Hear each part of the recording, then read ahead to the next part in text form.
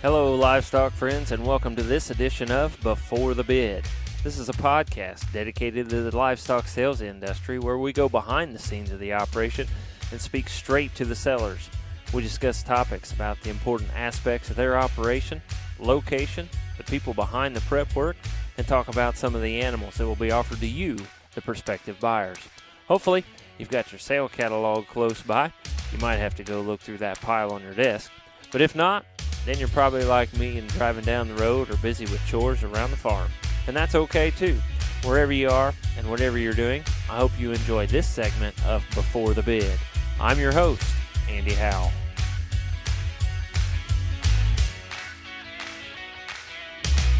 Welcome, livestock friends, to this edition of Before the Bid. And this session, we go to Slaughters, Kentucky, and we're going to talk to a young man that I've gotten to know over the last year or so and been down there and looked at cattle a time or two, and a program in Kentucky that is really starting to cut a swath in this show heifer thing and do a lot of good things down there. And the young man I'm going to talk to tonight, he's been around the cattle for generations and also been around the tobacco operations for a long time and ever since he was growing up, and just got out of the tobacco field, and so I want to talk to him just a little bit about that. And as I mentioned, we're going to Slaughters, Kentucky for this edition, and I am going to talk with Reese Johnson, and Johnson's they're going to have a sale coming up here on Angus Live that we're going to talk about those cattle and get you through those heifers, and they've got some embryo lots. So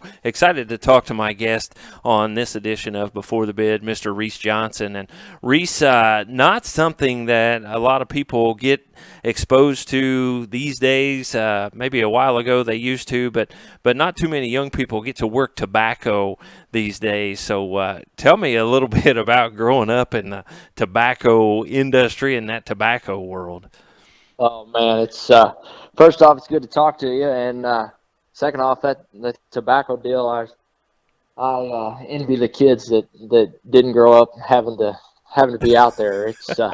It's tough work for sure, but it's you know it's not easy by any means, but there is some pretty good profit margins in it, and it's something that really when you get down to it has actually allowed me to be able to kind of get to where we've gotten, and to be able to round up some of these donors that we have by just saving up my share of the tobacco money over the years, and kind of going about it that way. But yeah, like I said, it's I mean anything you can imagine that's tough work, cutting tobacco and especially hanging it in the barn, that's all right up there with it, with about anything you can think of. It's not easy by any means, but it is kind of rewarding at the end of a good year, if when you have a good crop, just to kind of see all that hard work pay off. But yeah, there's certainly no denying that it is a little bit tough and a little bit trying at times, but Yeah, I've only heard about it and just kind of seen some guys doing it as passing by at 55 mile an hour, and knowing that I don't think I want to be out there doing that kind of stuff. So yeah, yeah, that's you and me both. I don't blame you a bit. yeah, and then when you take that money, you got that money, and you talk about going into the cattle with that money. I'm sure you were very selective about where you spent that money, as hard as it was for you to earn that money, as hard a work as it was. Yeah, that's for dang sure. It really makes you not want to swing and miss on any, for sure. When you've worked that hard to get it, and that's kind of how it had to come about. You want to make dang sure that you're right, and you're pretty confident on what you're doing when you turn it into try to turn it into a show heifer, or a donor prospect, I guess, which is ultimately what we want most of them to be. But you're definitely right about that. It's you don't want to miss when you're using that money to purchase cows, for sure.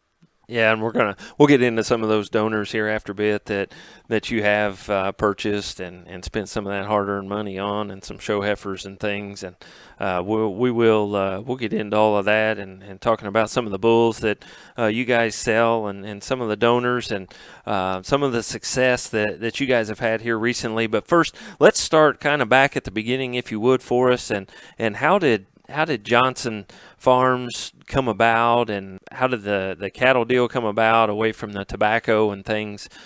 Just how did all that work?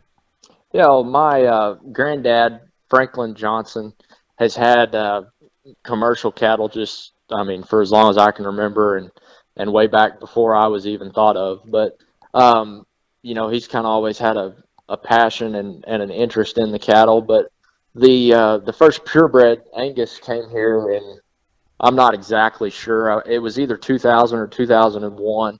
My dad, Keith Johnson, went down to a couple sales in Tennessee and bought some bred heifers and brought those back, and we calved those out, and just kind of got started that way. And then we'd kind of break on those calves, and I guess that's kind of how my interest in the show cattle deal came about, was just kind of through getting started that way. But as we got those home and began to build, he kind of kept getting more and more, and the numbers just kind of slowly grew. And at that point, it was all kind of more production based cattle, focusing more on EPDs and maternal traits and stuff that we could sell bulls out of. And then the show cattle, I guess, kind of came later. But that's how the Angus cattle as a whole got started here, was just around 2000. My dad went down and picked out some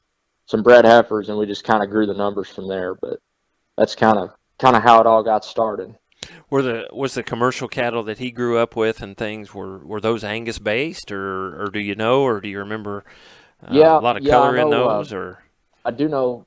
There for a while back in probably the late '80s, my grandpa did have some purebred semis even, and but at the time they were selling a few bulls, but for the most part those were just being ran as commercial cows also. But yeah, there was a lot of Angus influence in them, and then a lot of cross with Hereford genetics and semis also. So mainly all the commercial cows that are there, and a lot of them still even on the place today are a mixture of those three breeds. Hmm.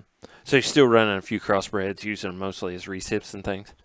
Mostly as recips, yeah. I mean, we have a handful, a couple handfuls of the top end commercial cattle. We breed on them and AI them to what we feel are some of the more maternal oriented Angus bulls or Hereford bulls. Just kind of try to usually stick to one of those two breeds, but more or less just to try to make better recips and make more recips for the future. But yeah, I mean, for the most part, the vast majority of the commercial cows are used as recips for our ET program for sure.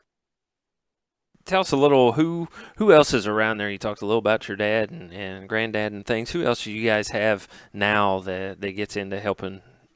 Well, like we touched on earlier, Dad and I do most of the day in and day out stuff, and he's been, he does a lot around there, and he's a great help. And also, my grandpa's in on it some, and he actually just beat colon cancer over the spring, and he's just now starting to get back out with us. And he works, most all day, most every day. And like I said, he's kind of just getting back more up to speed here in the last couple months. That had him knocked down there for a while, but he's very fortunate and very thankful to still be here with us. But Oh yeah, that's great. That's great to hear. aside from yeah, thank you. Aside from Dad and my grandpa, my wife helps a lot, Christine. She grew up actually around show pigs a lot, but also they had, they showed quite a bit of several steers and showed several Lemmy heifers on a really competitive national level. And then, so I mean, she helps a lot with rinsing, blowing, stuff like that on the weekends. She's got a job with the USDA here in the county that we live in, so she's tied up with an office job day to day throughout the week. But she does an awful lot around there to pitch in. My sister Emily does a lot also, kind of along the same lines as Christine. They're helping at the barn at the busy times of year, and then Emmy also helps some, you know, getting cows up, giving shots, working recips, getting cows up to breed, that kind of stuff. And then her fiance Chapman, he helps us some too on the weekends. And then my dad's wife and my mom, Nita Johnson, she's there. She is a principal at one of the elementary schools here in our county. But again, she does a ton to keep things rolling around there, and to mainly to keep everybody straightened out and keep everything on the up and up. But she's a very influential part of what we're doing on a day-to-day basis also. Takes that job and brings it home to keep everybody organized like she has to do at school, right? Yeah, absolutely. Sometimes she has a little bit of a tough time getting out of teacher and boss mode and kind of getting into family mode, but at least that's what my dad always jokes about. But there's a little bit of truth to it too. But she's we'd be lost without her, and are very thankful for all that she does to keep everything rolling and keep everybody in line for sure. And I'm sure she'd probably say it's probably needed sometimes, you think? Oh, absolutely, without a doubt. Yeah. Well, that's good, yeah. Now, Christine, we talked a little bit before we got started, and Christine still got some cattle and things, right? Did you let her influence you with some of those limmies and things down there at the operation? No, no, not quite. But she has kind of picked out some of these cows that her and I are trying to buy on our own to get ourselves a little herd started. In addition to the cattle that Dad has and some of the partnership donors that he and I have together. But yeah, she kind of helps on picking out some of those things, and she likes to think that she makes some of the mating decisions. And I guess I'll let her on some of her own. But yeah, she does a lot, and definitely has several opinions on how things need to be going, and sometimes we take her up on some of them. So it's been good having her around for sure. Yeah. Well, Reese, I'll tell you, I've learned the same thing from a girl that came from the pig background, and I don't know. There's something about those ladies that they kind of have an eye, and they can kind of see some of those things, and maybe we ought to listen to them every once in a while. There's probably some truth to that. And one thing I like about her is, the ones she likes, she doesn't have any problem telling you, and the ones that she doesn't like, she doesn't have any problem telling you that either. So sometimes it kind of helps to sort through them and cut through them a little bit, having her around for Yep. sure. Yeah, well, that's when we came down there a couple month or so ago. Why, you saw I brought Brandy with me, and she's the same way. That's why I bring her. Yeah, So, yeah, can't live without them though. right, yeah, you're exactly right. So, Reese, you talked about it a little bit leading into it, but tell us when I was there in the spring, you had a whole pen full of bulls, and you guys moved some bulls around there, and if you would, tell us a little bit about that operation and how that goes. Yeah, we sell probably, I don't know, 25 to 30 bulls a year. Um, Honestly, just as many as we can produce that are up to kind of the cut line that we make and the standard that we like to keep for them. A lot of our bull buyers in this area, their main priority and their main focus is cavities and light birth weight genetics. And so for that deal, we kind of have to toe a fine line as far as what we're breeding to. To some extent, we try to make some of these things to fit a certain market that way, as far as something that will work for bulls and for show heifers. But as you can imagine, that's really difficult. So when it kind of comes right down to it, a lot of the bulls that we're producing are kind of just out of it's more or less like we have two separate herds of cattle. We've got these donors to try to make the show heifers, but then we've got some more numbers based and carcass traded and maternal oriented stuff to to try to breed into these bulls to make the kind of bulls that these commercial producers need. And like I said, we sell a handful or half a dozen bulls a year to commercial, or excuse me, to purebred breeders to run on registered Angus cows. But the vast majority of the bulls that we're selling go out and service commercial cows, and that's the main part of the market that we try to hit here with these bulls. Mm-hmm. I remember seeing them last spring. What a powerful set of bulls that you guys have, and a little bit of I agree, a little bit of everything for anybody.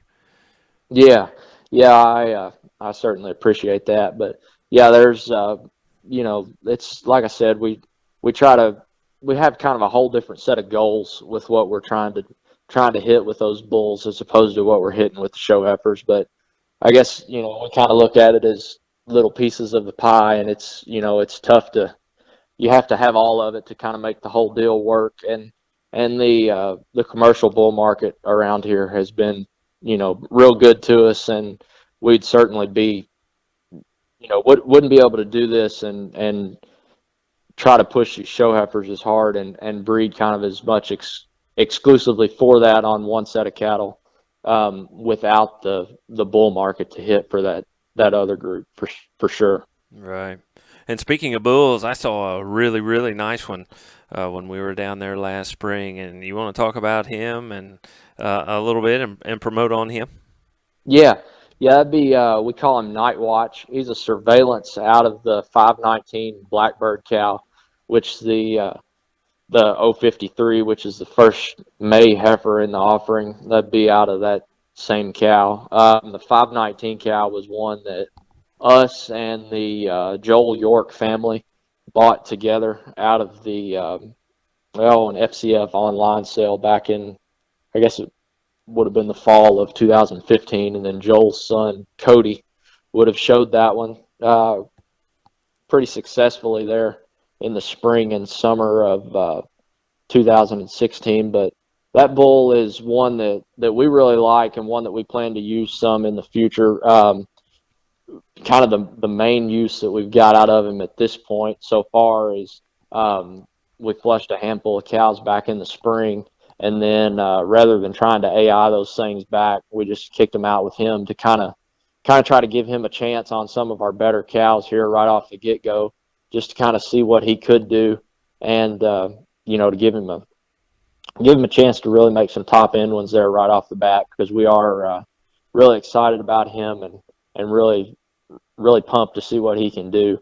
And like I said, he's a surveillance out of the Blackbird 519, which is a priority out of that 645 Blackbird that's done so much for PVF and FCF there in Illinois. And that's kind of one of the main reasons that we're so excited about him is the cow power that's coming from both sides of that pedigree. Now, do you guys have some semen available on him?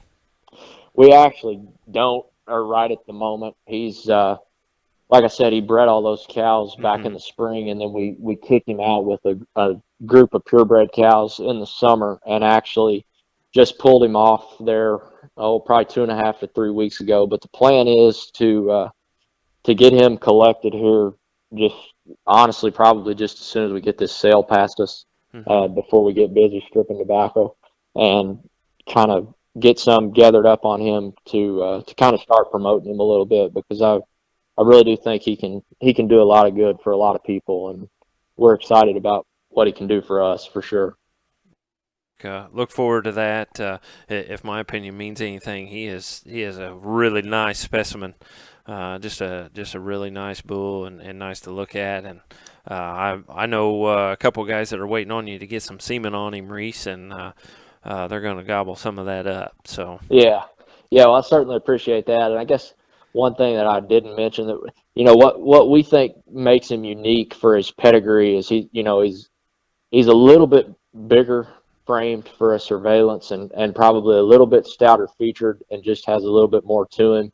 than what you would typically expect out of those. I know Surveillance is making just an outlandishly good set of females, and they're really, really good in production. But I feel like this bull has a little bit more punch to him, Mm-hmm. and just a little bit stouter, a little bit stouter featured than maybe what you would expect out of that pedigree. But yeah, we're like I said, we're pumped up to see what he can do for sure. Right. Yeah. When I heard he was a Surveillance, I think I had to ask a couple times because he is a little bit bigger than you would expect a Surveillance to be, a little bit larger. Yeah, and, So. and a lot of that's coming from his mother. That 519 cow is probably the largest frame donor that we have and that we work with. Mm-hmm. But you know, certainly one that we have the very, very highest hopes for going forward, and plan to lean on heavily to push us into the future and keep us competitive going forward. Good. Yeah. Well, good luck. Good luck with that, and yeah, watch for that Night Watch semen coming out here within the next year or so, and or even a couple months, maybe, hopefully. So yeah, Yeah, hopefully so. yeah, watch for that here shortly after the sale. So, yeah, and Reese, you talked about it a little bit, but you guys, if you go to your Facebook page and things, or you follow you guys kind of been cutting a swath through at least Kentucky and surrounding areas, and having a lot of success in this show ring, and selling some things that are having some success. And I want to give you a little time here to talk about some of those, and brag on this program a bit, at some of the success that you guys are having. I appreciate that, and we've sure been trying. We've been fortunate in the last couple years to get in to get some really nice heifers into some really good homes, especially here in Kentucky, but also in some of these surrounding states, Tennessee and Indiana, and then even a little bit further down south. But you know, we've got some good, really nice heifers into some really good feeders and some really good situations. And um, I'm sure you've been around it long enough for sure to know that that's a big part of it. But we've been able to kind of start chipping away at it a little bit here in the last few years. One of the one of the better heifers, one of my favorite heifers that we've sold in the past couple of years is a style out of the 7225. There's a couple of insights in this sale that we're fixing to talk about out of the 7225, but the White family here in Kentucky had that one, and won our state preview show here with her in the summer of 19. And that's one that, I think she made a really nice show heifer and definitely did her share of winning. But that's one that I know both of our programs, us and White, have flushed on her pretty hard, and put in several embryos here within the past season, and are really excited to get her into production, because I think for all the good that she did as a show heifer, I think she can maybe hit an even bigger lick. When you put her in production and start making that next generation. That Missy cow has also done us a world of good. It'd be a first class out of the PVF Missy 790 cow that was owned there by PVF and FCF in Illinois. That's one that's kind of really, I think, pushed us over the edge, kind of at least into a little bit of relevance over the last couple years. The daughters out of her have been just incredible. They've made really, really nice show heifers, and again, you know, they're making great cows in production. She does an awesome job. Milks really well, holds her condition awfully good also. But getting back around to the original question, yeah, we've been fortunate to get some really nice heifers into some really good hands within the last couple of years, and we always want to make them better and continue to push forward. We are certainly pleased and thankful for the progress that we've been able to make over the last 2 or 3 years. Yeah, and you guys have had some in the ring success. Yeah, some of those cows that you were talking about. It looks like you had a good fall here last couple of days in down in Mississippi and things. Yeah, that would have been a Missy daughter. A Surveillance, actually, we're offered a package of eggs. It'd be full sibs to those in the sale. But Mm-hmm. yeah, that that was a really nice heifer, and that family does an awesome job too there in Mississippi, and we're thankful for their continued support of us. I guess they've actually bought 3 or 4 from us over the course of the last 3 or 4 years, and like I said, that's a nice family and a really good home, and a family that we're really proud of and really thankful for working with us for sure. Mm-hmm. Also, you had a champion at Kentucky Beef Expo in the sale category. Yeah, that would have been a rain dance out of Missy, and that's been one of the really nice things about that Missy cow is, you can take her to something like Style or something along those lines and get just some drop dead knockout show heifers. I know there's a really nice, super nice Express daughter that our partner on her for the past couple years raised, that's been doing quite a bit of winning in Kentucky over the past couple years. But then, on the other hand, you can also take her to some more maternal bulls and some bulls that, people maybe wouldn't be at the first thing you would think of at the top of your list when you think of making show cattle. But she's got enough presence and enough look and enough style about her that you can take her to some stuff like that and still get by plenty good and make them really, really neat looking, but also have a little bit of extra punch and maternal value to them that, maybe you wouldn't get with some of what people think of as the top end show bulls today by mating her to some of those Schaff bulls and some more maternal stuff. But yeah, that was another really, really nice one that we thought a world of. We've actually got a full sister to that one that we retained that's getting ready to calve out here and should just be in about 2 weeks. She's actually bred to the Night Watch bull that we were talking about earlier, Mm-hmm. but one that looks just incredible. And at this point, we're banking on that being one of our main options to replace Missy as she gets older, and hopefully we'll still have several years with her. But she's 7 now, I guess, and you've got to start thinking about Mm-hmm. daughters and how you're going to replace her going forward. And I think that's a prime candidate for sure.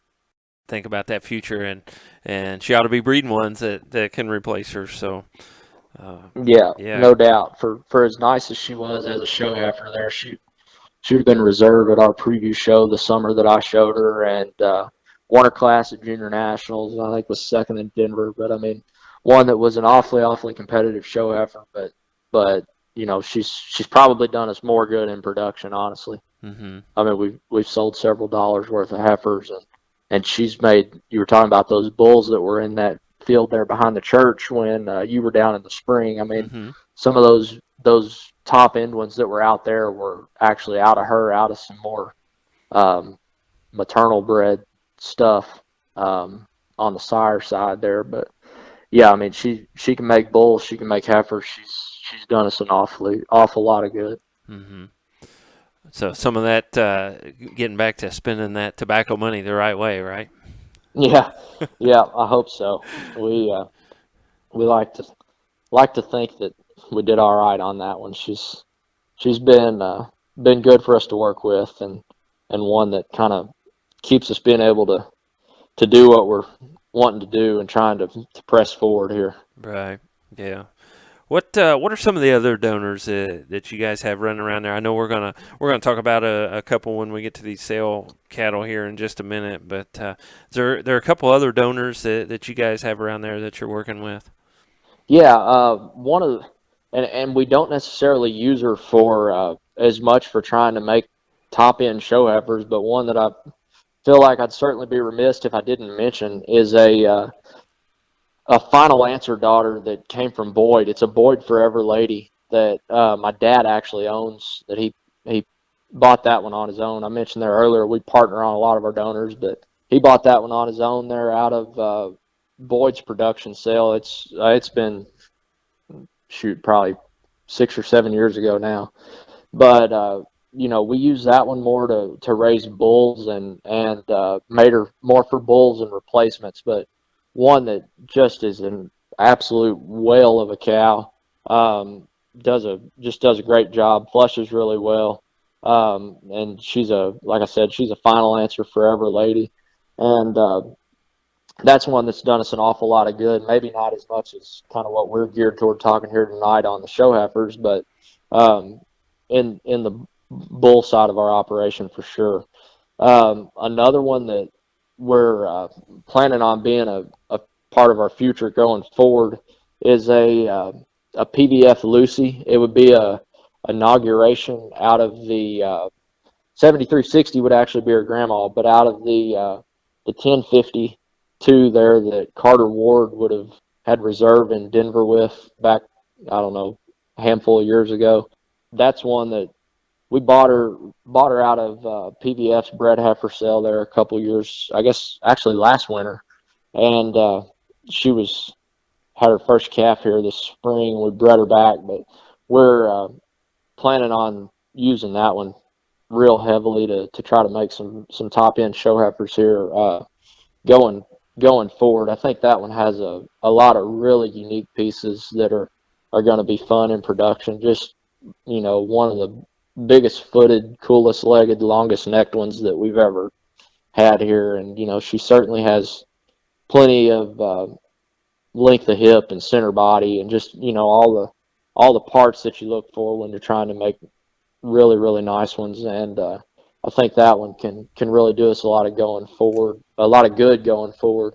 And then, I guess a lot of the other donors here are represented in the sale, either in with daughters selling through the sale or with embryo matings. And I guess we touch on those a little bit as we get to them. But that's the two that we kind of, the one that we don't have anything in the sale out of, and then the other that we haven't really got started good on yet. But the two that I felt like definitely needed mentioning for sure. You got one for the bulls and one for the show heifers, and yeah, like you said, use both of those things for different things, all in the same group. So Yeah, certainly.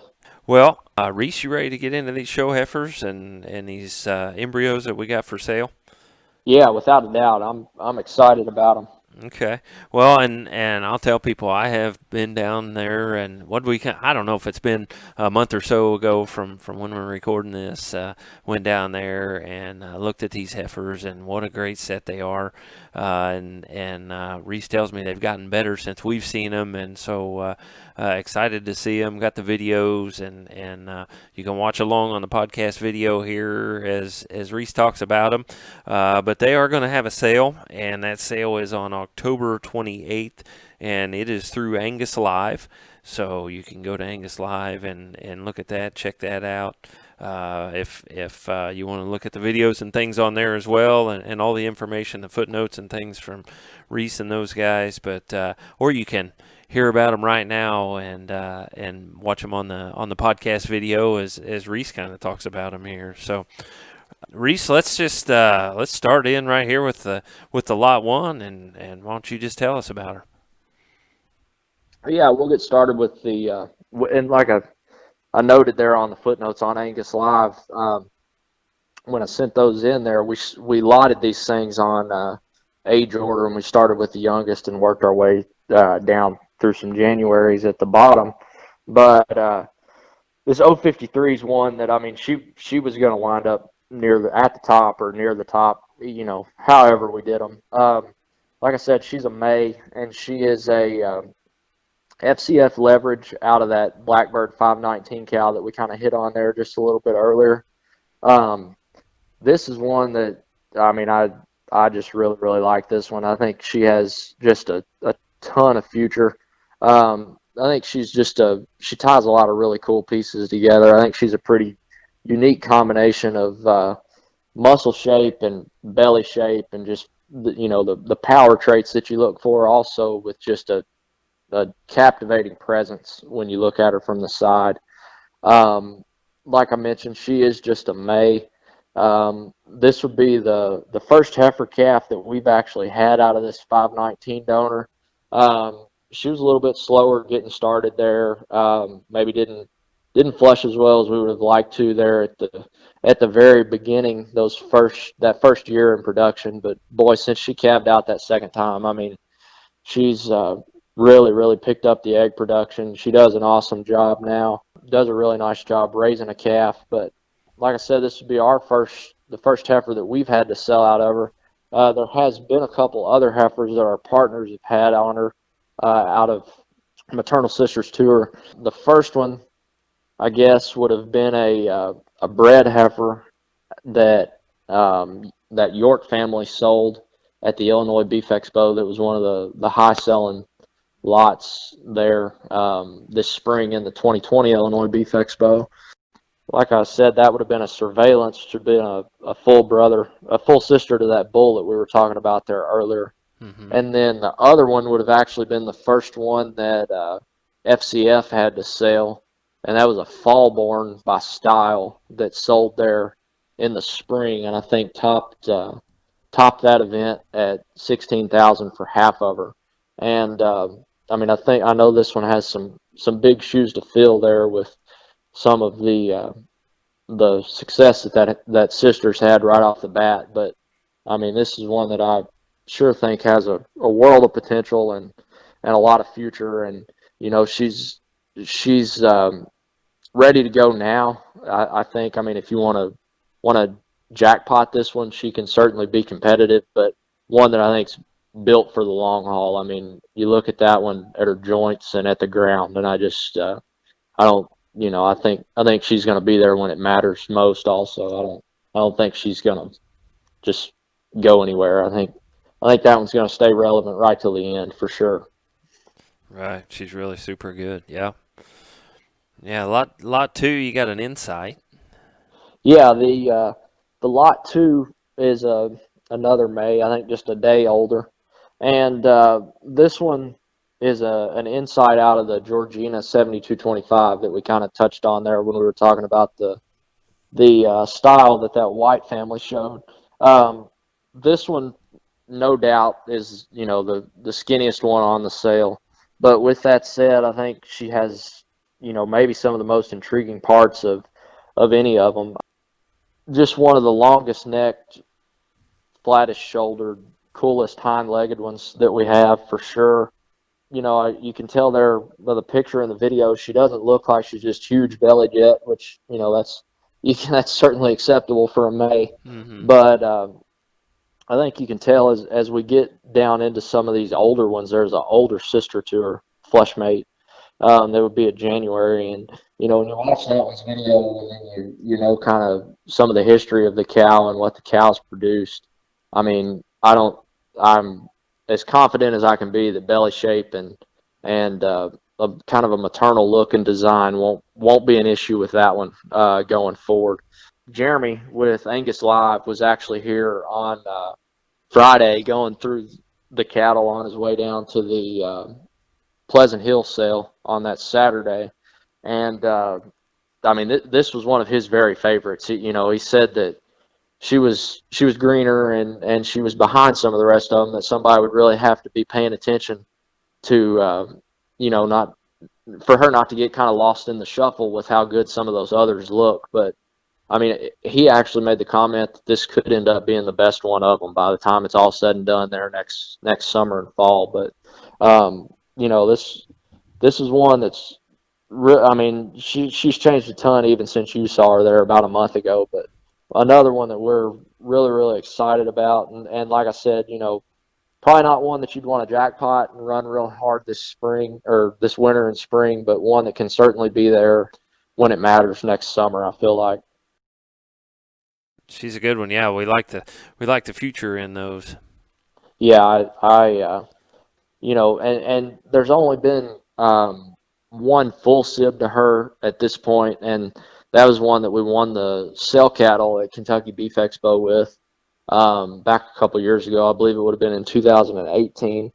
But just based off that full sister, and then also the way some of these maternal sisters have looked and performed later in life, I feel like that one's pieces are really going to come together on her later on. And I think when she's bred and especially heavy bred there as she enters production. I think that one could be just a knockout show heifer as a big one. We go surveillance here on the lot 3.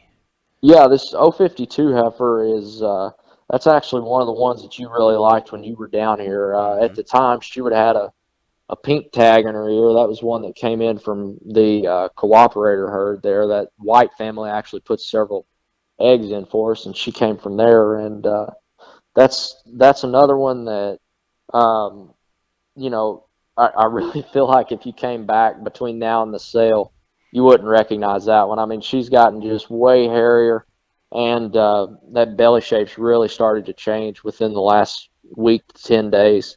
Um, this is one that, I just absolutely love her mother. Her mother is the Elba 7730 cow.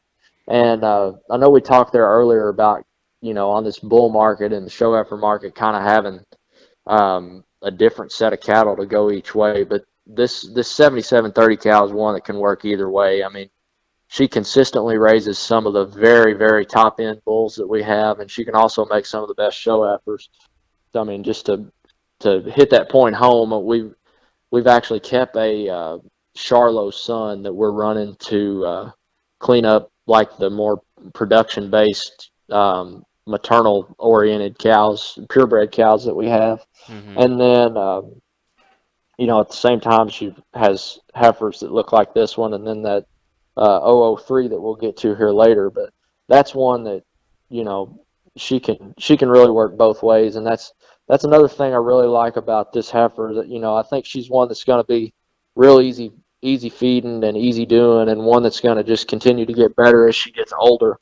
But then another thing that's really, really cool about this pedigree, and then the same on this 003 that we'll get to here in a few minutes, is those things are surveillance out of a Bismarck and have Mm.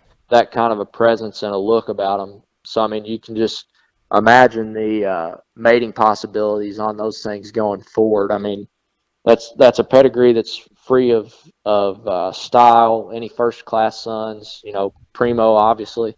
Um, I mean, I think these heifers, these surveillance Elbas, will sure compete at a high level, but then I also think they're going to have some real value and be a kind of a user friendly pedigree when it comes to mating those things going forward, just because of all the options that you have. I mean, you just think about what you can do to those things, and it's really limitless. It's anything you can imagine you can do more or less. Mm-hmm. Yeah. But that's one that I think will just continue to get better, and you can see there watching the picture and video, just super duper up-headed, Mm-hmm. uh, flat shoulder, just gives you a really, really neat look from the side. But also, to be on the younger end of the ones on the sale, also got plenty of power and lots to her for as green as she is. Right. But that's another one that I like quite a bit. And I remember enjoying her a lot too. Yeah, she's got the power and things. So a good one there. We go to for your lot 4. We go to a primo.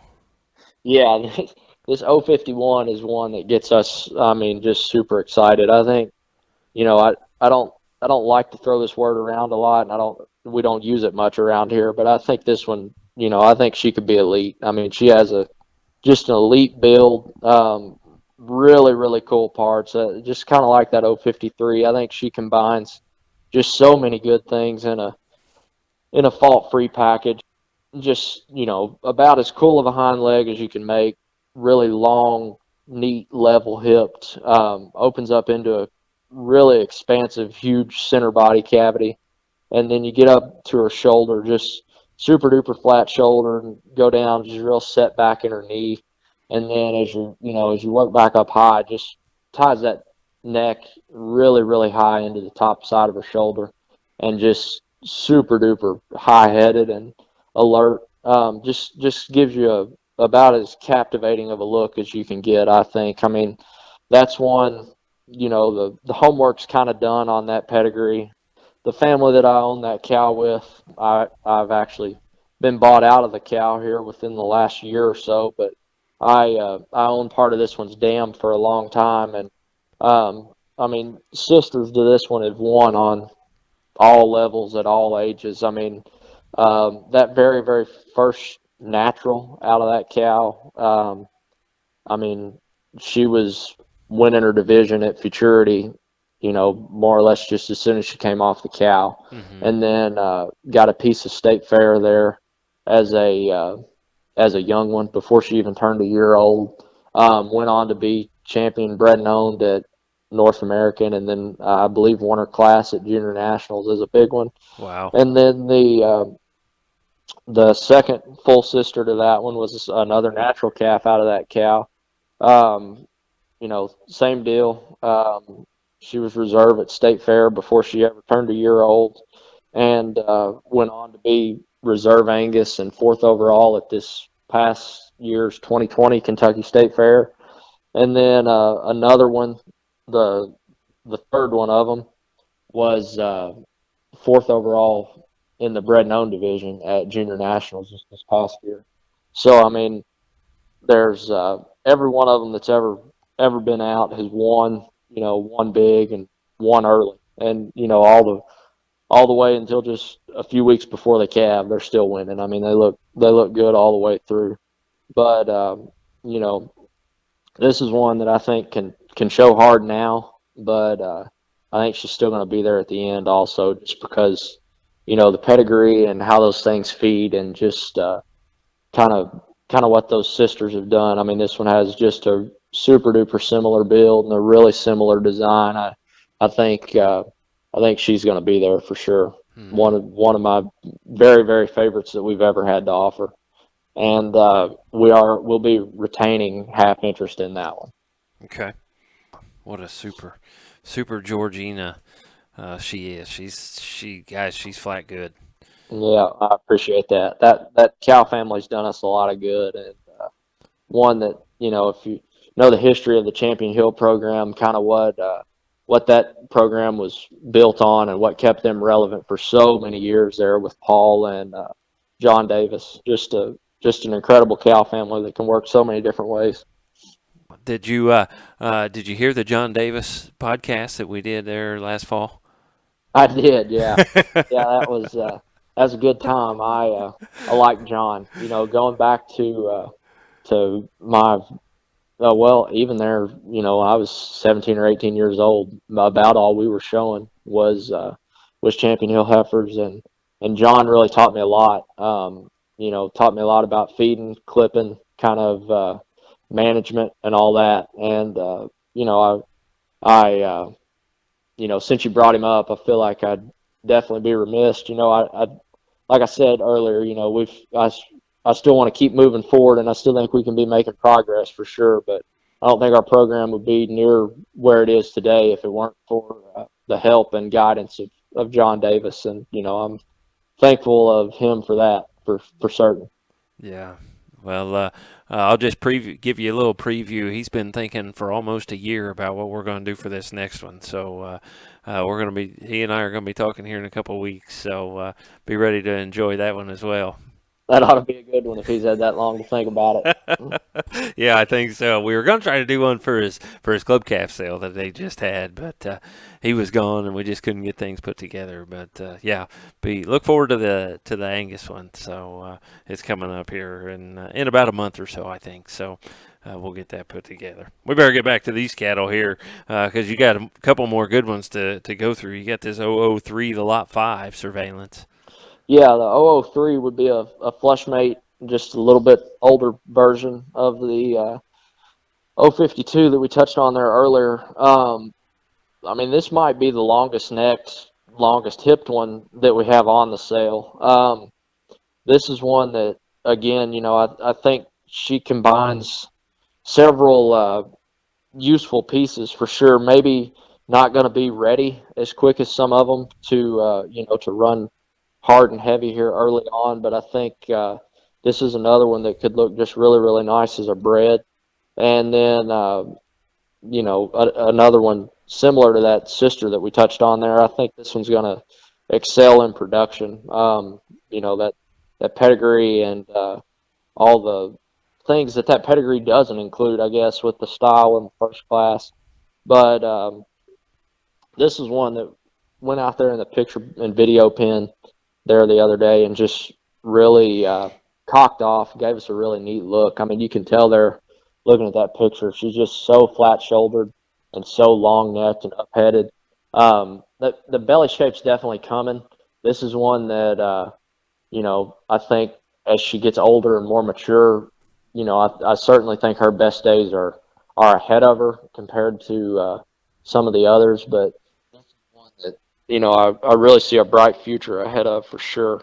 One that I think can do a lot of good, whether you're looking for a show heifer that can be awfully competitive or just a breeding piece to kind of build around. I mean, I think with that pedigree, like we touched on there earlier, the mating possibilities are kind of up to the imagination. I mean, that's one that she's got some useful pieces, and it gives you a really complete look. Maybe doesn't just wow you in any one aspect compared to a couple of the other ones, but one that's really complete, really good built, and just one that I would say has a lot of things going for sure. Like you mentioned, she is the full sister there to the Lot 3. So, maybe, Reese, what if somebody wants to take them both? Would you entertain that as well? That'd be all right, wouldn't it? That'd be great. Yeah, I bet they'd look good standing side by side there in someone's show barn next summer. Yeah, Think yeah. think if anybody would take both of them, they'd sure have a nice pair and a nice pair of show heifers for next summer, but also a start on a nice herd for sure. Right, exactly. Yeah. And then you've got the last live lot. You've got 6 live lots here. So lot 6, the 001 and Insight. Yeah, the one that we round out the live lots with is a January that would be a flush mate to the 012 that we talked about there. I guess that was the second one that we said was a little bit greener. But, I mean, you look at that heifer that we talked about there earlier and then project her a few months down the road, and I think this is what you get. And I think if this is what you get, that's something that a guy could certainly be excited about and be proud of. I mean, this one has just so much going for her. I think maybe, probably the stoutest featured, biggest footed, biggest legged, just, really powerful parts that I think are going to make her super duper cool and fun to breed on. I noted there in the footnotes on Angus Live that I thought she had the pieces and the presence to get you noticed in the show ring now, but some parts and pieces that were going to be useful and fun to breed on if you wanted to turn this one into a donor going down the road once her show career is over. But I mean, this is like I said, a 7225 daughter, and we talked about a style 7225 there earlier that we retained half of a couple years ago, and one that we've kept as an interest in as a donor, and one that we plan big on being part of our operation going forward. But I think this is one that could really challenge that one and really push on her and make a case to be the best 7225 daughter that we've ever had. I mean, I think this is one that just has a lot going for her in terms of, once you get past all that power and all the stuff that we talked about there just a moment ago. I mean, she's so long necked and so smooth shouldered. You can see there on the video. I mean, that one just gives you a really cool look, but then you get back into the center part of her body, just opens up into a huge body cavity, really big legged, like I said, big footed, just a really, really balanced, complete profile.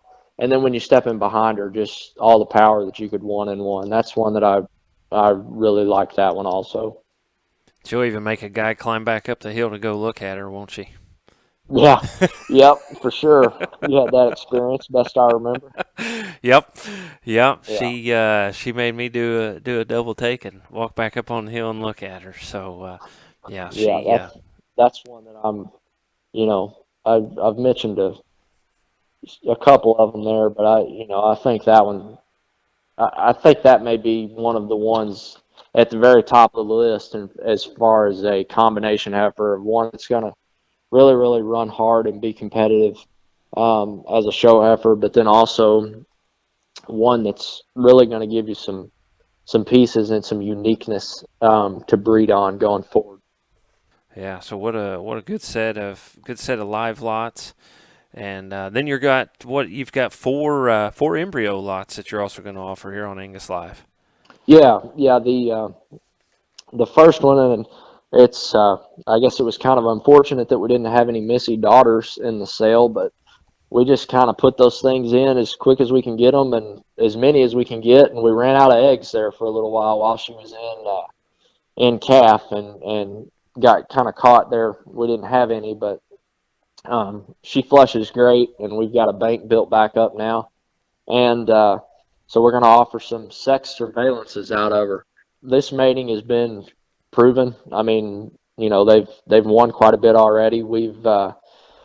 I guess we've only had three of them, and they all sold well, and then a couple of them have done some pretty nice winning there over the past couple years, and they're just getting ready to enter production, and they look like they're going to make great cows too, which is kind of what you would expect out of some of those surveillances with what you're seeing at Alan Miller's there at PVF. But just a really nice opportunity to get in on some heifer eggs that that are going to make nice show heifers, but also going to make outstanding cows, I feel like.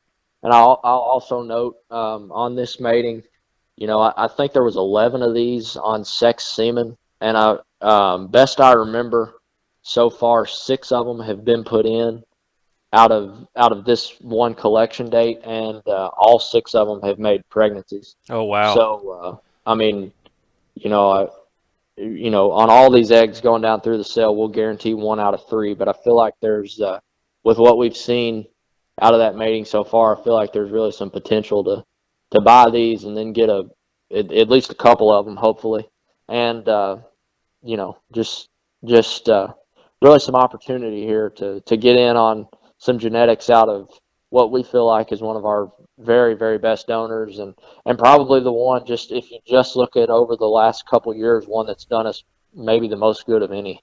And this is a mating, like I said, that's been proven, and it's already been tried and true, and one that we know works. So there's a nice opportunity there.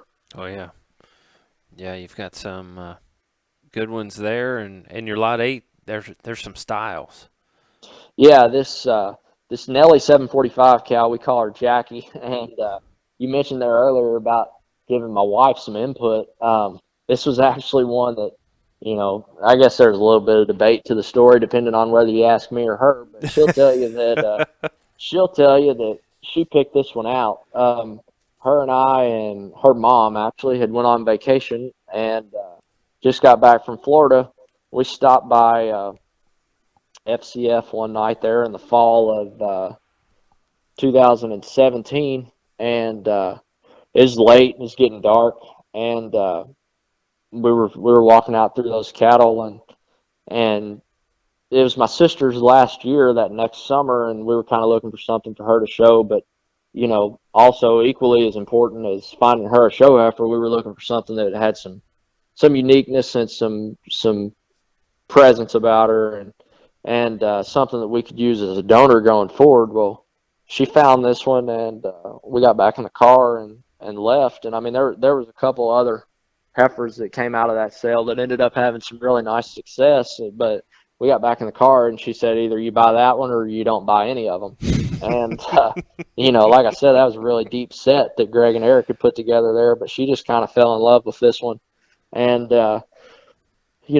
as bad as I hate to admit it, so far she was right, and it's worked out pretty good for us. And we've actually just had the first set of embryo calves out of her hit the ground here within the last couple weeks, and man, I tell you, they're really exciting. I mean, just super duper stout. I know, a lot of people say, well, you can't tell that much about baby calves, but these have got some stoutness about them, some stoutness of feature. They're heavy structured, and they sure got a cool look about them. But those are actually power chips. But we've got some styles coming in the spring, and I think those have us just over the moon excited to see what she can do, especially after we've already seen some of those power chips. But yeah, this style mating out of her is one that we're sure excited to see ourselves. And honestly, I had to beg and plead with her to get her to let me sell any of these on the sale, especially being styles. But I finally got her talked into it.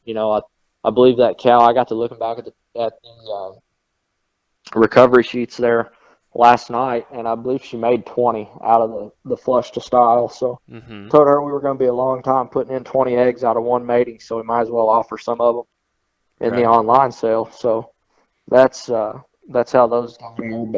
But that cow would have been reserve Grand Angus at Kentucky Beef Expo Junior Show, that jackpot show there in this in March of 2018, and one that she sure had a nice show career for Emmy, my sister, but one that we're even more excited about in production, and I feel like as we've seen that first set of calves, she sure kind of justified our excitement for sure.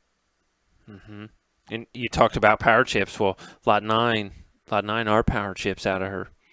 Yeah, we've had 5 of those hit the ground in the last couple, I guess the last 3 weeks. And, that goes back to another mating that was super duper sticky. We only put in 6 of them, and there's 5 calves on the ground. So that's worked out pretty well for us. But this was the group that I was talking about there earlier that has some feature and some power about them, but also just real neat looking. I like that mating. I can kind of the styles. I guess we're going more on our expectations and what we hope for them to be. But these power chips, I can tell you what they look like, at least as babies, and we've sure been pleased, and I'm real excited to get some of those weaned here in the spring. I know that's a long ways off, but real excited to get some of those weaned and broke and in there to the barn and just kind of see what they look like underneath all that hair. But they they sure are fun to go out and look at now. Mm-hmm. But yeah, those would be power chips out of the Nelly 745, and she would be I guess I should have mentioned this earlier, but the Jackie cow would be a primo out of the Nelly 024 that McClure and Sturtzball owned together. That 024 cow would have won her division at Junior Nationals the summer that Eric showed her. And, I guess I actually worked there for Greg and Eric one summer while I was in college. And every time we would go out and look at those donors, that 024 was just one of the stoutest, biggest footed, just overly massive. But then when you got past all that, still gave you a really cool look. Mm-hmm. And I know those guys have just a slew of really good, really proven productive donors. But this 024 was one that I just kept getting drawn back to, and one that I said early on, I wanted to own a daughter of her one day, and then Christine picked one out that night, and it kind of all came full circle. So here we sit. But yeah, that's that cow, and then I guess also a flush mate to her, which would have been Nelly 945 that they had sold to a family here in Kentucky, would have been supreme at the Kentucky State Fair just this past fall there, just a month or so ago. So there's winning in this pedigree. There's some power in the pedigree, and also some style and some presence about them, and some that some features that we really like, and we're very glad to have this 745 cow to work on in the future. We have really big plans for her. Mm-hmm. That's great. Yeah, it sounds like you got your hands on a good one there, and all the power, like you say, all the power and the pedigree and that sort of thing. So I sure hope so. We've got a lot of them coming out over here, several on the ground and several coming. So we're fixing to find out real quick what she can do. But she's been she came through for us as a show heifer, and then these babies look like we had hoped they would look. I feel like she's gonna hold up her end of the deal here as those calves get older also. So I'm excited for those, and I would encourage anybody to get in on either package of those eggs that you can, because I think they can certainly make some nice show cattle. And even on that power chip deal, I mean, and when you look at his numbers, I mean, those are some that can make he's got the cavities and birth weight numbers, and then a fairly nice spread up to some good growth and weaning weight and yearling weight numbers. I mean, if those things was to be bulls, which those matings out of her aren't sexed, if you were to get bull calves, I mean, they've certainly got a place in a bull market. If you're in an area of the country where you have a bull market, those can certainly work, I think. I mean, we've got several bull calves on the ground out of that mating, and we're sure planning on them making bulls for us, because they look like ones that would make bulls, but then they've also got should have a nice set of numbers for sure. Right. Yeah. Well, good luck with all of those, and yeah, I'm sure I can just hear your excitement in them. So I think that's great. Yeah. Yeah, I like that one quite a bit. Yeah. Your last lot 10. If you like the lot 6, the 001, we've got some flush mates. Is that they Yeah, have the same flush? yeah, for sure. If you like those inside heifers on the sale, you can get in on some full sibs here. Like I said, these would be insights out of 7225. 7225 is done. You know, we've talked about some of these other donors kind of more, I guess, than we have talked about her. But I guess that was kind of the first one that we had that really kind of gave us hope and a vision for what we wanted to do. I mean, she was the first one that kind of made what we wanted to do seem not so far fetched, as far as being able to make really nice heifers that could compete about anywhere you wanted to take them. That was a cow that we owned with Champion Hill there before they dispersed, and that was a partnership cow. So when they dispersed, we bought their half interest back, and now we own her all. But a cow that's always flushed really, really good. I mean, conventional IVF, whatever way you want to take her. I mean, seems like 8 to 20 every time you do her, and a couple times there on those IVFs, even when they were sexed, she's got over 20. But just a cow that flushes really nice, and a cow that, regardless of how you mate her, it seems like she always stamps just a cool neck and a nice presence and some belly shape to them. But then, once you get past that maternal look, they've also got some power and some added substance and some added stoutness of structure to them. Big footed, just really nice, complete cattle. And that's another one that we've mated her several different ways. I mean, we've had nice classons out of her, nice styles out of her. Like I said, there's only been one insight before these out of her, and then several bulls. But we really like the other inside heifer we had, and then especially these two that are on the sale. So I mean, it's just one that I feel like you can't really go wrong on. Just a really nice, a really nice cow that's done a lot of things right for us, and really kind of gave us kind of some belief in what we were doing, and really kind of one that kind of got it all started for us in the realm of trying to raise show cattle, I guess you would say. Yeah, those always hold a special place, don't they? Yeah, yeah. She's I guess that cow would be 11 now, and Dad's already said she's not ever going anywhere. She's gonna stay there and get flushed as long as we wanted to flush her, and once she gets old, she'll live out her days there. But she won't ever go anywhere. I don't think. That's one that's always been kind of special for us, and always held held a close place to us, and one that we think the world of. Yeah, yeah. Now, Reese, you're offering, is it 3 embryos each on these lots 7 through 10?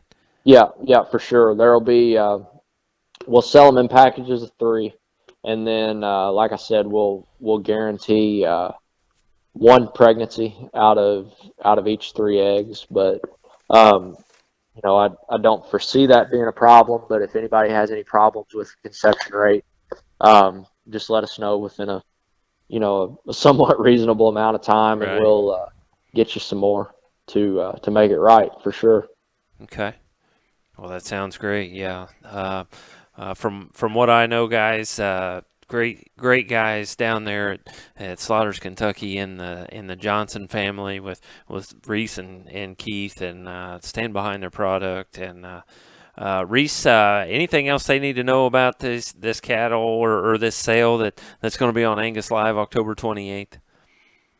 No, I mean I think we've about covered it. I appreciate your time tonight. I feel like you've asked me some really good questions and kind of led me into some stuff that I certainly needed to mention. But all cattle that while we believe they'll make top end show heifers on several of them, also they're also backed by just really really powerful cow families that that have proven that they can work in the real world and proven that they'll work in production. That's one thing that Dad and I always kind of tried to keep in mind when we were buying show heifers. We didn't necessarily always buy the freakiest looking one or the one that was had the most out there parts that was maybe going to win the most shows, but we tried to buy some that were complete and had some that we felt could be just super duper competitive as we wanted to be, and kind of to get us where the level we wanted, but also some that were backed by good genetics, and some that we felt like were going to work in production regardless of how they did as show heifers. And like I said, a lot of them did really really well as show heifers, but we wanted to make sure that once that part of their life was done, as we got ready to put them in production, that we were going to have something that was going to be able to work for us and make us money as we went forward. And I feel like all these heifers that are in the sale, and then also all the embryo matings. I mean, it's cow families that have been proven. It's cow families that have stood the test of time, and stuff that we have the utmost confidence in, as far as stuff that will work for our customers and old and new alike. Back to that tobacco money spent well, right? I sure hope so. Yeah, it's like we touched on there. That's way too hard and way too much of a struggle to think you're not doing a pretty good job spending it and investing it in something that can work for you later on. But Right. I will say that as much as we've joked around about it and kind of ran down tobacco tonight, it's been good to us. It's been good to our family, and it's certainly something that has taught me a lot about hard work and persistence and kind of what it takes to be successful, and my childhood years, and even since I've got out of college. I mean, I've had a big part in it. Wouldn't have been near what it was. Wouldn't have been the same, however you want to say it, without the tobacco. And that's like we touched on there earlier. That's been a big part of our operation for sure. Right. You guys can see that if you follow the Johnsons, you can see what they're doing and where they're going a bit, and making good decisions and making a wave in the Angus cattle. So Reese, want to congratulate you on that, and I know I've enjoyed getting to know you here over the last year or so. And I mean, we met a couple of times before, but been down there a time or two now, twice now, and really enjoy going down there to see Reese and Keith. And Reese was one of those guys that last time or when I was down there, he was talking about heifer, and Reese says, well, yeah, found her from listening to your podcast. So I really, really enjoyed that also. So with that visit, so Yeah, want to yeah, thank you for your support, Reese, on the podcast. yeah. That would have been the Ward heifer that Mm-hmm. we. Was another Lucy. I guess we should have maybe talked about that one when we were talking about kind of stuff that we planned to build around. But that was one that Christine kind of stumbled across, and she went to school with Carter and thought a lot of Carter, and she found that heifer and kind of liked that pedigree and thought that the cow on the bottom side had been awful successful and kind of wanted a daughter, and so I got to kind of stumbling around on the internet trying to see what I could find about about them from somebody other than the seller, and I ran across your podcast and ended up hearing you guys talking about them, and we I guess the rest was kind of history. We bought that one, and she's she's bred due to calve at about 22 months. Took the first time AI, and it's another one that kind of like the PVF Lucy that we talked about earlier. That's one that we'll probably kind of just see which one of those does the best over the next couple of years, and then kind of lean on that one to kind of build the whichever one of those turns out the best and does the best to kind of build the Lucy cow family around here. Mm-hmm. Well, it sounds great. Yeah, Reese, we could talk all night about this. I can just tell you love it, and it is such a joy to talk to you. But we better wrap this thing up here, and again invite everybody. Angus Live, October 28th. These guys, Johnson Farms at Slaughters, Kentucky.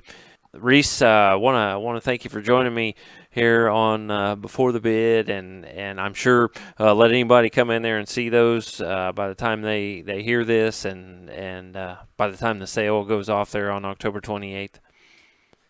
Yeah, for sure.